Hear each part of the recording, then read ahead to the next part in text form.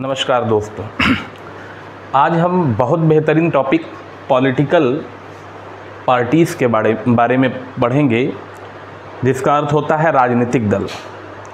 भारत के किसी भी बोर्ड में, चाहे वो सीबीएसई बोर्ड हो, चाहे हिमाचल बोर्ड हो, चाहे बिहार बोर्ड हो, चाहे यूपी बोर्ड हो, सभी बोर्डों में ये चैप्टर क्लास 10th के सोशल साइंस के पॉलिटिकल साइंस में ये चैप्टर ज़रूर मिलने वाला है और आपके एग्ज़ाम में ये बहुत अच्छा मार्क्स भी प्रोवाइड कराता है। इसलिए इस चैप्टर के बारे में एक एक चीज़ हम जानते हैं। राजनीतिक दल पढ़ने से पहले ये जानते हैं कि जो पॉलिटिकल पार्टीज़ होता है, पॉलिटिकल पार्टीज़ के बारे में गांव के लोग, चाहे चट्टी हो, चाहे चाय की दुकान हो, जब चुनाव आता है तो हर लोगों के ज़ुबान पे पॉलिटिकल पार्टीज़ के बारे में चर्चाएं रहती हैं कि ये दल जीत रहा है, ये दल जीत रहा है। तो ये राजनीतिक दल उभर के कहाँ से आता है? देखिए, एक एग्जाम्पल लेते हैं। जैसे स्कूल में कैटेगरी बनाई जाती है, house category, yellow category, red category, ये सब कैटेगरियाँ बनाई जाती हैं। तो इनको ग्रुपों में बांट दिया जाता है। जब ये ग्रुप में बढ़ते हैं तो उन ग्रुप का एक लीडर होता है जो नेता होता है। ठीक इसी प्रकार जो राजनीतिक पार्टीज़ होती है, उनका उदय सबसे पहले कैसे होता है?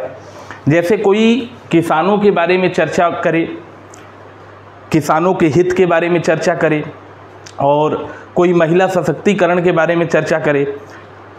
तमाम मुद्दों पर चर्चा करने के बाद उसमें लोग जो उनको फेवर करने वाले हैं, जैसे कोई किसान हित के बारे में बात कर रहा है तो जो उनको फेवर करने वाले हैं वो जुड़ने लगते हैं, और जब जुड़ने लगते हैं तो उनका एक संगठन तैयार हो जाता है, ग्रुप तैयार हो जाता है। उन्हीं ग्रुप में एक नेता चुना जाता है और धीरे धीरे वो राजनीतिक के तरफ कदम बढ़ाता है और अपनी पार्टीज़ बनाता है। तो राजनीतिक दल का अर्थ ये भी कह सकते हैं कि एक ऐसा समूह जिसका निर्माण चुनाव लड़ने और सरकार बनाने के उद्देश्य से होता है। राजनीतिक दल वो होते हैं जो चुनाव लड़ते हैं और सरकार बनाने के उद्देश्य से उनका उदय होता है। उन्हीं को क्या कहते हैं? राजनीतिक दल कहते हैं। अच्छा, ये राजनीतिक दल करते क्या है? कोई भी राजनीतिक पार्टी में, किसी भी राजनीतिक पार्टी में शामिल जो लोग होते हैं वो कुछ नीतियां और कार्यक्रमों पर सहमत होते हैं। देखिए, यहाँ नीतियां से मतलब है, नीतियां का मतलब अभी मैंने कुछ समय पहले बताया कि जैसे कोई किसानों के हित के बारे में बात करता है तो वो किसान के पक्ष में ही हमेशा बोलता है और जनता तक ये बात पहुंचाता है कि हम जो नीतियां बना रहे हैं वो जनता की भलाई के लिए है। दूसरी पार्टी से जो मेरा नीतियां हैं वो बेहतर हैं, इसलिए आप हमको वोट करिए। राजनीतिक दल चुनाव लड़ने और सरकार बनाने के उद्देश्य से होता है। ये अपनी कुछ नीतियां बनाते हैं और जनता तक उन नीतियों को इस प्रकार पहुंचाते हैं कि उनकी नीतियां बहुत ही अच्छी हैं और दूसरी पार्टियों से अच्छी हैं, जनता की भलाई के लिए हैं। कोई भी राजनीतिक पार्टी किसी खास पार्ट का मतलब है कोई भी वर्ग अथवा समूह। जैसे एक पार्टी का नाम लेते हैं बहुजन समाज पार्टी। जब ये राजनीतिक दल बनाई तो इन्होंने ओबीसी, एससी और एसटी एक खास पार्ट को चुना और उनके हितों के बारे में हमेशा चर्चा किया। तो खास पार्ट का मतलब होता है जिस उद्देश्य से आप राजनीतिक पार्टीज में आए हैं उन उद्देश्य को करना तथा जनता को ये बात समझाना कि हमारा जो कार्यक्रम है, हमारी जो नीतियां हैं और पार्टी से बेहतर है। अब इनके अवयव, इससे पहले हम ये जान लें कि पूरे विश्व में जो सबसे पुराना दल है, पूरे विश्व में जो सबसे पुराना दल है उसका गठन सन 1830 ईस्वी में ब्रिटेन में कंजर्वेटिव पार्टी के नाम से हुआ। ध्यान कीजिए, कभी कभी कंपटीशन में भी पूछ देता है कि विश्व की सबसे पुरानी पार्टी कौन सी है। तो विश्व की सबसे पुरानी जो पार्टी है वो कंजर्वेटिव पार्टी है, जिसकी स्थापना 1830 में हुई और ये ब्रिटेन में है। अब राजनीतिक पार्टी के कार्य क्या होते हैं? राजनीतिक पार्टी का जो कार्य है वो ये होता है कि राजनीतिक पदों को भरना। राजनीतिक पदों को भरना यानी राजनीतिक जब पार्टी बनती है तो उसमें कई लोग, कोई अध्यक्ष होता है, कोई नेता होता है, कोई क्षेत्र में काम करने के लिए संयोजक होता है। तो ये उन पदों को सबसे पहले भरते हैं और जब ये चुनाव मैदान में उतरते हैं, चुनाव जीतते हैं, सरकार बनाते हैं, तो अपनी सत्ता का इस्तेमाल करना भी इनका मुख्य कार्य होता है। जैसे इनके कार्य देख लीजिए, चुनाव लड़ना। कोई भी राजनीतिक पार्टी सबसे पहले क्या करती है? चुनाव लड़ती है।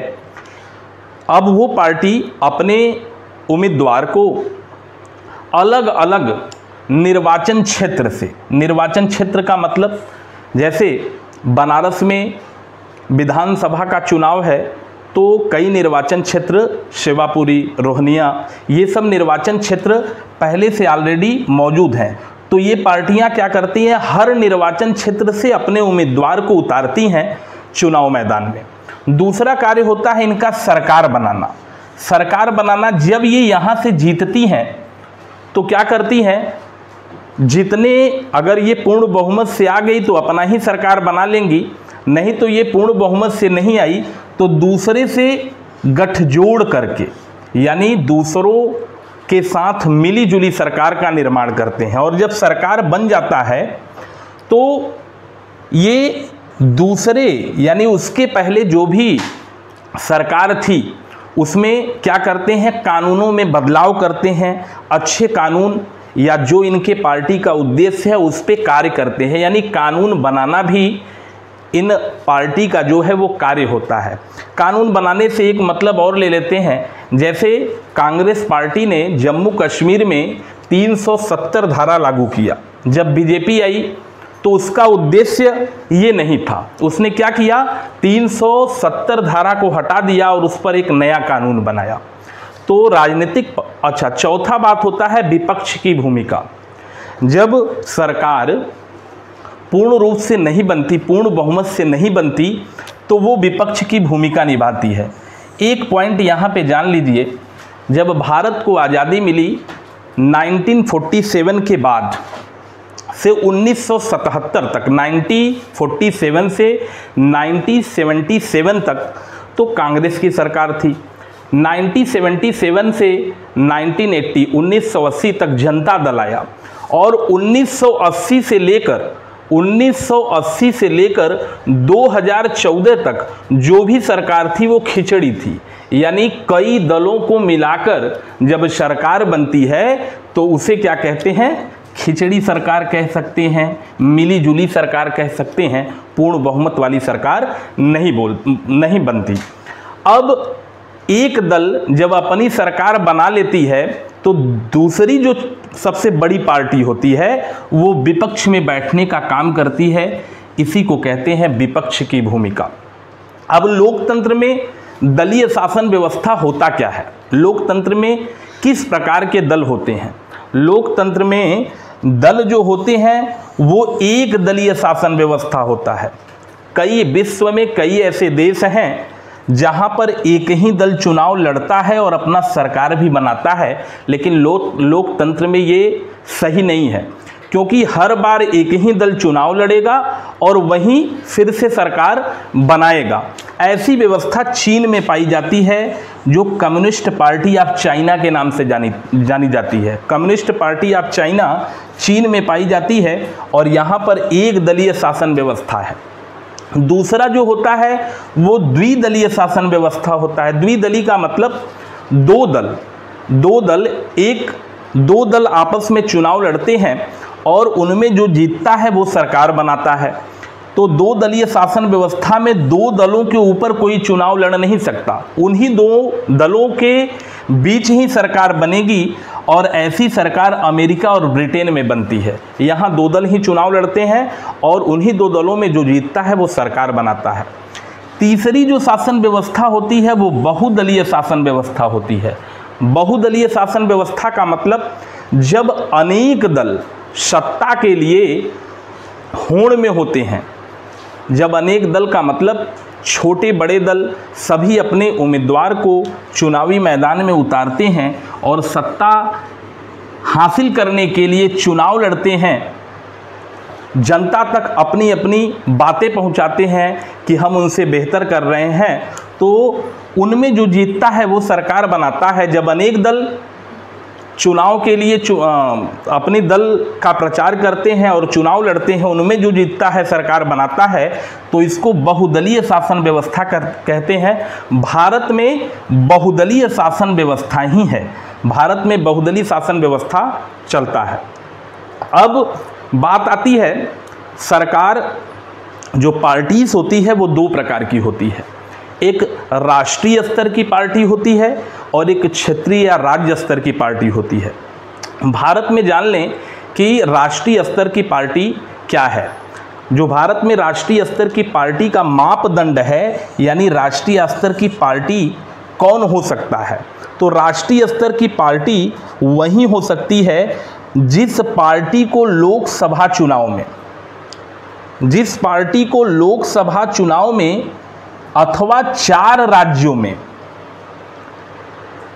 के विधानसभा चुनाव में कम से कम 6% वोट मिलते हैं और लोकसभा में कम से कम 4 सीटें मिलती हैं। ये पॉइंट इम्पॉर्टेंट पॉइंट है, याद करने वाला है कि राष्ट्रीय स्तर की पार्टी वही बन सकती है जो 4 राज्यों के विधानसभा चुनाव में अथवा लोकसभा चुनाव में 6% वोट उसको मिले और लोकसभा में कम से कम 4 सीटें उसको प्राप्त हो, तो वो कहलाता है राष्ट्रीय स्तर की पार्टी। और जो क्षेत्रीय स्तर, राज्य स्तर की पार्टी होती है, वो इस प्रकार की जिस पार्टी को विधानसभा चुनाव में कुल वोट के कम से कम 6%, यानी जितना वोट पड़ा हुआ है उस कुल वोट का 6% वोट और उसे 2 सीटें प्राप्त होती हैं, तो वो राज्य स्तर की पार्टी होती है अथवा क्षेत्रीय पार्टी भी कहते हैं। भारत में सबसे पुरानी जो पार्टी है वो राष्ट्रीय कांग्रेस पार्टी है। राष्ट्रीय कांग्रेस पार्टी जिसकी स्थापना 1885 ईस्वी में हुई और इसके संस्थापक A.O. ह्यूम थे। नोट करने वाला पॉइंट है, राष्ट्रीय कांग्रेस पार्टी सबसे पुरानी पार्टी, इसकी स्थापना 1885 ईस्वी में और संस्थापक A.O. ह्यूम हैं। दूसरी जो पार्टी हुई, आपसी कलह की वजह से भारतीय कम्युनिस्ट पार्टी 1925 में राष्ट्रीय कांग्रेस से अलग हो गई और ये ज्योति बसु वाली पार्टी है, ये केरल, पंजाब, पश्चिम बंगाल, आंध्र प्रदेश, तमिलनाडु में इसका समर्थन ज़्यादा है। राष्ट्रीय स्तर की पार्टी बहुजन समाज पार्टी भी है। बहुजन समाज पार्टी ये 1984 ईस्वी में ये राष्ट्रीय स्तर की पार्टी बनी और कांसी राम इसके संस्थापक रहे। कांसी राम के नेतृत्व में बहुजन समाज पार्टी सन 1984 ईस्वी में राष्ट्रीय स्तर की पार्टी बनी। जब ये अपने पार्टी को राष्ट्रीय स्तर तक पहुंचाने के लिए इन्होंने ओबीसी, एससी, एसटी के हितों की बात की और अंतोगत्वा अपने पार्टी को राष्ट्रीय स्तर की पार्टी का दर्जा प्राप्त करवाया। भारतीय जनता पार्टी ये राष्ट्रीय स्तर की पार्टी सन 1980 ईस्वी में हुआ। दूसरी बात कर लें, एक और पार्टी है राष्ट्रीय कांग्रेस पार्टी। कांग्रेस पार्टी में फूट के कारण सन 1999 ईस्वी में ये अलग हो गया और अपनी पार्टी बनाया। किस सन में? सन 1999 ईस्वी में। यानी राष्ट्रीय स्तर की पार्टी मुख्य रूप से Bharatiya Janata party, Congress party, Bahujan Samaj party, भारतीय कम्युनिस्ट पार्टी और राष्ट्रवादी कांग्रेस पार्टी, कुल 8 राष्ट्रीय पार्टी हैं। और भारत में छोटे दल, बड़े दल मिलाकर 750 से ज़्यादा, 750 से ज़्यादा राष्ट्रीय और राज्य स्तर यानी क्षेत्रीय पार्टी हैं। क्षेत्रीय पार्टी का मतलब होता है जो अपने क्षेत्र या अपने राज्य में उनका दबदबा, उनका प्रभाव ज़्यादा हो, उसको क्षेत्रीय पार्टी कहते हैं। क्षेत्रीय पार्टी समाजवादी पार्टी है, क्षेत्रीय पार्टी भारतीय समाज पार्टी है। छोटे दल जितने भी हैं जो इस क्राइटेरिया को 6% वोट 4 सीटें नहीं प्राप्त करते हैं, वो क्षेत्रीय स्तर की पार्टी या राज्य स्तर की पार्टी होती है। अगले वीडियो में फिर मिलते हैं। इसके लिए आप इसको शेयर करें, लाइक करें, सब्सक्राइब करें। धन्यवाद।